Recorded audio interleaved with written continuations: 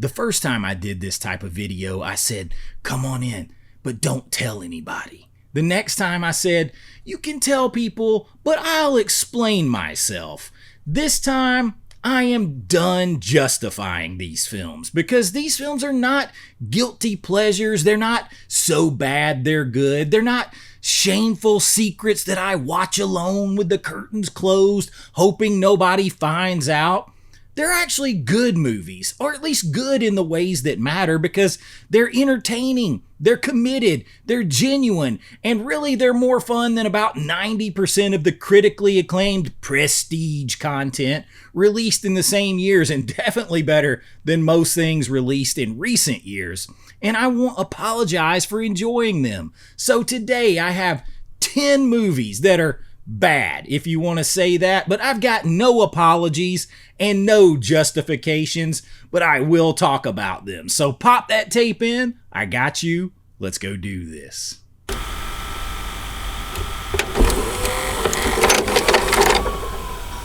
All right, so before I get to this list, I want to say something that I should have said the first time I did a video like this, and that is that the phrase bad movie is one of the most dishonest phrases in all of film criticism. I say that as a film teacher, a filmmaker, because what critics usually mean when they say bad movie is the film didn't conform to a specific aesthetic of priorities and narrative conventions that they have decided constitute serious cinema. It's too loud, it's too silly, too committed to just flat out entertaining its audience rather than challenging them or preaching to them. It's too interested in fun rather than prestige. And somehow, over the last 15 or 20 years, we have allowed film criticism to convince an entire generation that fun and entertainment is somehow a lesser goal than an actual challenge or an actual thing to aspire to when it comes to movies. It's like that entertainment is a lower ambition and it shouldn't matter. That films make you actually feel good and entertain you are somehow inherently less valuable than the ones that make you feel bad or sad or hopeless in any kind of interesting way. And I reject that completely. As a filmmaker, a film historian, as someone who has spent decades studying cinema, it's capable of being all of those things. So the films on this list are entertaining and they are fun and they make you feel good. And that is a very hard thing and a worthwhile thing to achieve. So let's get to it. All right, kicking us off on this list, and they're not really ranked, but kicking us off is one that got me thinking about this list. It is Mortal Kombat from 1995, the recent Arrow 4K release of both films, but I'm just talking about the first one here. This is one of those movies that you just kind of had to be there for it. If you were there for it, it means a lot more to you. And the 4K here is great. Arrow preserves these films. They wouldn't preserve these films if there wasn't a fan base for them. I can promise you that. So here's what Mortal Kombat 1995 understood that almost no video game adaptation before or since has really understood completely. It understood the source material works because of its mythology, its tournament structure, its roster of characters with their specific abilities, personalities, the feeling of genuine stakes, but also silliness and craziness that define the world. And it honored all of that. You have Shang Tsung collecting souls. You have the Outworld invasion hanging over every fight. Liu Kang as a hero with an actual arc. Johnny Cage as comic relief. And it is so much fun to watch. The music, the look, the techno syndrome of Mortal Kombat, the moment that the theme hits and you're watching this, it is all designed to make your nervous system respond as absolutely awesome. And this movie is now over 30 years old, and that is 30 years of awesomeness. Mortal Kombat is fun, and I will hear no argument against it. Now, the next one, we're jumping back to 1986 because if crime is the disease, he is the cure. It is Cobra. Now, I'm a huge champion of this film. This is a movie that should have gotten a sequel. I might do that video if you guys are interested. Films that should have gotten a sequel. Well, spoiler alert, this one will probably be on it because Sylvester Stallone wrote this movie himself. It's kind of like where he wanted to take Beverly Hills Cop. And he stars as Marion Cobretti, a Los Angeles police officer so far outside the law that his own department calls him Cobra, and he's part of the zombie squad. He is there to do the jobs nobody else wants to do. This is a canon film, and you gotta love that. But it is also almost a slasher horror film. The grocery store opening sequence is iconic. The whole hostage situation. It's around Christmas time. It brings that in. We've got the whole pizza cutting, cutting carbs with scissors. I have watched this movie 50 times. It is still so much fun. It's got gritty nighttime atmosphere and cinematography that would make Michael Mann proud. Cobra's not trying to be subtle. It's got this whole underground crime world led by what would be a slasher villain, essentially. Oh, he's not supernatural. This thing has got nuance. It's got empty, scary streets. It makes you feel something that is super intense. This is a really fun movie. We're not even getting into his badass car in here. Listen, Cobra is genuinely underrated. I don't care if people want to call this a bad movie or say it's a bad example of toxic masculinity and machismo and whatever else kind of nonsense you get on some of the essays that go with it. I call it fun. I call it 80s to the max, and I will not apologize for it. Now, how about one that's going to surprise you because it's a little newer, though it's over 15 years old at this point. But all I got to say is I love it when a plan comes together. And it came together in 2010's The A-Team. And The A-Team is one of the great unacknowledged action films of the 2000s. And it works for reasons that most modern action movies don't. Number one, it fully just commits to the joy and silliness and over-the-top nature of the original TV show without trying to go into gritty realism or preach at you or have any self-conscious, self-deprecating irony. You've got Liam Neeson, who's in every movie, I'm convinced of it, as Hannibal Smith, not doing Taken's Liam Neeson, but doing a full cigar-chomping plan coming together, genuine delight in his own cleverness. Hannibal Smith, he is having the time of his life, and you feel it throughout the movie. It's contagious. You got Bradley Cooper, who is perfect as Face. He's got all of that, and you got Quentin Rampage Jackson playing B.A. Baracus, which is actually the hardest follow because you're trying to follow the iconic Mr. T. You've got Sharto Copley as Murdoch, which is actually perfectly fitting in this.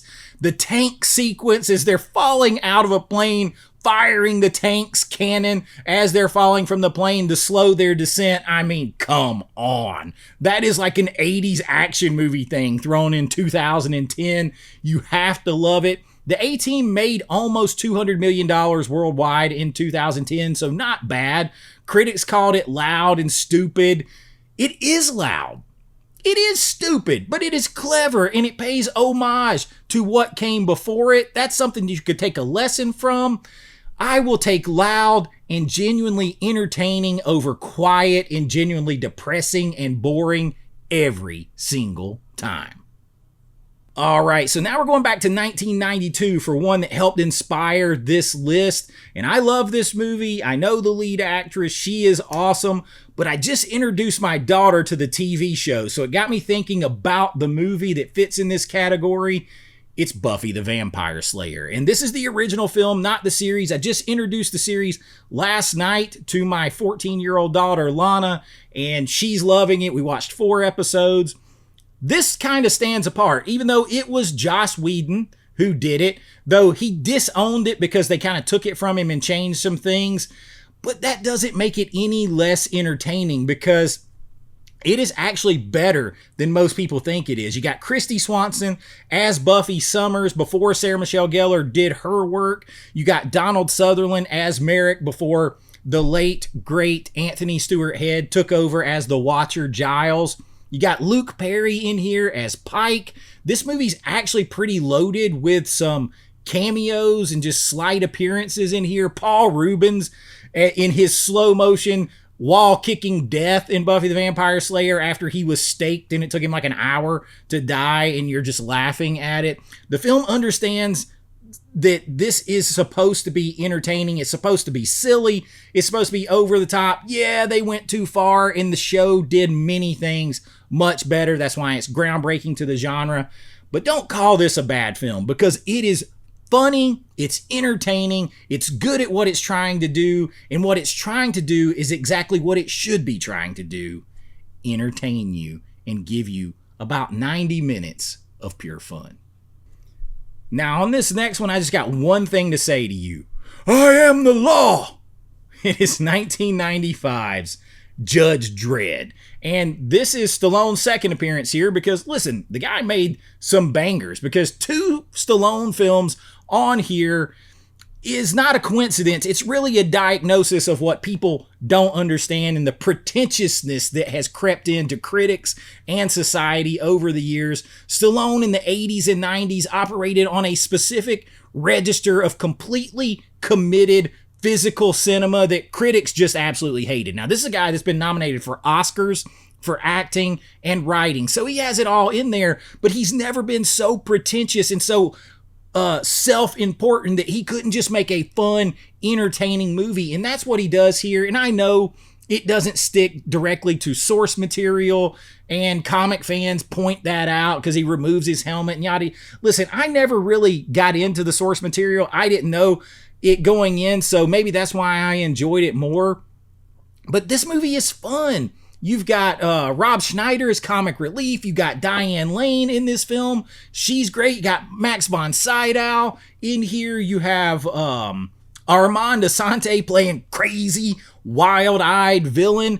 This might not be the film that comic book fans wanted, but if you're just a movie fan, this is a hell of a lot of fun, and one that I will always defend. It maybe should have got a sequel too, and not that remake. But Judge Dredd, a lot of fun. All right, now the next one's going to raise some eyebrows, but I'm hiding. I'm in incognito mode, so have at it all you want to. Just stay with me here, because I really enjoy Pixels from Adam Sandler. And a lot of you are running right to this guy's crazy. He doesn't know what he's talking about. Yeah, I do. I'm just not so self-important that I can't just enjoy a film. And Pixels is about, 10, 11 years old now. It came out in 2015. And here's the argument. It's not primarily a comedy. It's not an action film necessarily. It's an Adam Sandler vehicle without necessarily being one, because Pixels is a love letter to 70s and 80s arcade culture and our unified shared pop culture. And that's something I talk about here all the time, because if you grew up at that time, you experienced all of these things. And it was a genuine magical representation of it. Like, to see it all come to life. Like, if you were 9 years old in 1987 in an arcade playing a game, and you just imagine what it would be like if this came to life and everybody's so in on it. That's what you get with Pixels. And I don't see the problem with that. Seeing Pac-Man come to life, Donkey Kong, Centipede, Galaga, these are all things, Q*bert coming to life. These are awesome things. And if you have that nostalgia for that time period, if you grew up then, it's absolutely awesome. In the way he contrasts, like, quote unquote, people nowadays or kids today and the attitudes and how they play things versus then, there's a lot of that cultural commentary that goes through here. I understand it gets hate. I understand he's cheesy, but he's always been cheesy. It's the people who have changed and gotten more self-important. I'm not that stuck up, so I really enjoy Pixels. All right, let's go back to 2002 with a film that has one of the best openings in the history of horror films. It is Ghost Ship. And listen, the first 5 minutes of this movie is worth it alone, but people dump on this movie all the time, and I seriously disagree. First of all, it has a really good cast in it, including a younger Carl Urban, but maybe you could say it's not a great film, but I don't think people look deep enough into this film because it's really making a big argument about free will and, you know, your soul and doing good things versus temptation that we don't get today. Everything now is a hopeless march to the end that is sad and grief-filled, and there's no hope, there's no counterbalance. This had both. It had the counterbalance, and I really enjoyed it. It's creepy. You've got a 60s cruise ship that is, first of all, just ghost ships and concepts of those in general are fun to me and creepy, but it sort of recontextualizes the haunted house by making it a ghost ship. It's out at sea, this old ocean liner where you know things have happened on it, and now you're waiting to see what unfolds before you. And I think it is a really good film. You've got Gabriel Byrne in here. He is great in the film. Really a good cast for a horror film like this. It is one of those like Dark Castle films, I believe, from the early 2000s and late 90s there. It fits in. I really don't understand the hate and calling this bad. It's every bit as entertaining of a haunted house movie as anything that you're going to get. No, it's not trying to say something about a metaphor for grief or anything, but it's good versus evil. It's haunted house, at sea, creepy, isolation, no one's coming to help you, and a cool ass opening. I love Ghost Ship. All right, so the next one's going to cause some more trauma, but I'm just going to tell you, the Turtles are back, and I always enjoyed 1993's Teenage Mutant Ninja Turtles 3. I like this one better than Secret of the Ooze. I said what I said right there. You've got this new 4K restoration here. Now Paramount is actively developing a new film that they say is going to be in the style of the original. They kind of canceled The Last Ronin. They want all 4 of them back, and they want it to have that aesthetic and the realness of the original. You've got now Teenage Mutant Ninja Turtles pizzerias opening across the country. That is huge. There's already like 2 out. There's one in Santa Monica and there's a second one opening. So those are coming. You got the Saturday morning cartoon tie-in. But listen, I actually, I taught history. I actually like seeing the Turtles go back in time to like feudal Japan, and you get those beautiful visuals, and that's something that separates this. You get their sort of source of their martial arts with the honor-bound samurai warriors and that culture, but there is cinematography in this movie that punches way above its weight. There's a scene where they come over the horizon and the red sun is behind them that is better than any epic you are going to see. I absolutely love it. I like the fish out of water concept. I like them learning where they came from, where the source of their knowledge came from. I like the setting, all of it. I like the outfits, whether they fit right or not. It is cool. I never really understood the hate for it. It's not great, but neither is the second one. The first one's the most real gritty film, but this one I enjoy way more than the way people dump on it, and I will defend Teenage Mutant Ninja Turtles 3. Now the next one, we're going back to the 80s. In 1988, hell comes to Frogtown. And listen, I need to tell you about this film very carefully, because first of all, it's got Rowdy Roddy Piper. That should make it a great film, period. But I don't really know how to describe it in a way that sounds like a recommendation rather than a warning if you've never seen it, because Hell Comes to Frogtown stars Rowdy Roddy Piper right there around They Live time. The professional wrestler, he's one of my all-time favorites, so of course I was in. And this time, he didn't just come to chew bubblegum and kick ass, because as Sam Hell, he is one of the last fertile men on Earth following a nuclear apocalypse that has rendered most of humanity sterile. So he has been conscripted, he's been voluntold into the government organization called MedTech to help impregnate as many women as possible to repopulate humanity. But wait, if that doesn't sell you, there's more, because Sam Hill must wear an explosive underwear piece that MedTech controls remotely, and if he attempts to escape, or disobey his orders, then it activates. So he's essentially a guided reproductive missile aimed at the future of the human race by a dystopian government agency that monitored his activities via an explosive device attached to his most essential equipment.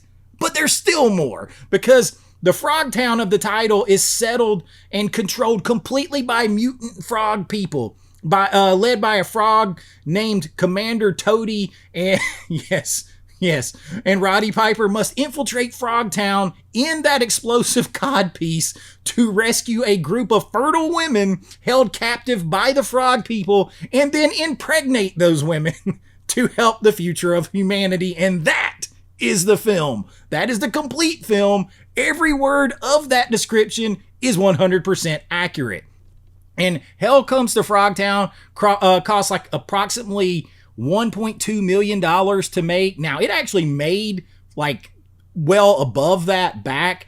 But listen, it works on every level because it is Roddy Piper. It is an old school creature feature. It's got action in it. It's got a little spice to it, you might say. And it is just a hell of a lot of fun, which makes sense for Hell Comes to Frogtown. All right, now the last one on this list needs some explanation, and it's 1983's The Keep by Michael Mann. And this is where he directed The Keep, I think, between Thief and Manhunter, but those two films are recognized by everybody as like works of perfection in American crime cinema. They're at least they're major works, right? The Keep is not recognized by anything, hardly, because it was effectively lost. This thing went for like 30 years with no physical media releases. It had old, way out of print VHS. It wasn't destroyed. It wasn't really forgotten. It was lost in like legal rights limbo that prevented it from coming out. And Michael Mann had problems with this because they made it get cut down from like a 3+ hour film to like the 90 minutes we have here. And that sort of caused it to be a bad film because it feels unfinished when you're watching it. It does feel unfinished. Things feel rushed. Things don't feel like they go together right because there's huge swaths of this film missing. But my goodness, what is there is awesome and has so much potential. The cinematography, some of the shots, the legendary creature effects that were never able to be duplicated because the guy doing them passed away and he took those secrets to his grave and they could not replicate them then, and they have not been able to be replicated practically now either. There's legend and myth around this film, a huge cast: Sir Ian McKellen, Scott Glenn, Gabrielle Byrne, Jurgen Pinchot, I can't say his name, but you know exactly who he is when you see him. And it's a World War II set thing. And in this keep, there's a supernatural entity that has been imprisoned since ancient times. And he's accidentally released by German soldiers who are garrisoned there. The keep is imperfect. Mann himself was not satisfied with this thing. The final cut was taken out of his hands because they wanted to cut it down to some 90-minute action movie the studio did. That's not what it was, so the seams are visible, transitions are abrupt, character development doesn't exist. But what exists there? The visual language, the cinematography, the quality of light and darkness, the effects, these crazy shots, all of that is still there, and it makes this an incredible film with so much lost potential. I can't think of a better film on this list that I really, really love that people consider bad or at least incomplete. Michael Mann's The Keep. All right, so there you go. 10 more supposed bad films. I'm tired of calling them that, but that is what many people say about them. I love these movies in one way or another. They are all completely enjoyable, and that is what matters the most. And if a film is enjoyable to you and you like it, then there's no such thing as a bad film, because movies, as I said before, they belong to the people who love and enjoy them. But let me know some of yours. I think all of these are worth your time. As you notice, I put my money where my mouth is. I own every single one of them. Give me some of yours in case I do another version of this somewhere down the road. But I think all these movies are worth enjoying and celebrating. And that's what I got for you today. So please like and subscribe. Hit the hype button. That helps out the channel. And if you want to help support the channel a little bit more, my Patreon link is always in the description. You'll get bigger looks at these movies right here, behind the scenes looks at my filmmaking, all my past live streams, and so much more.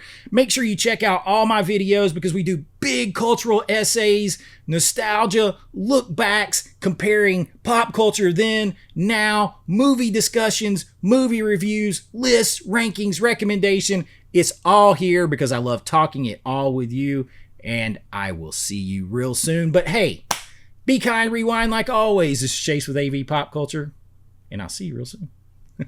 Bye-bye. I know.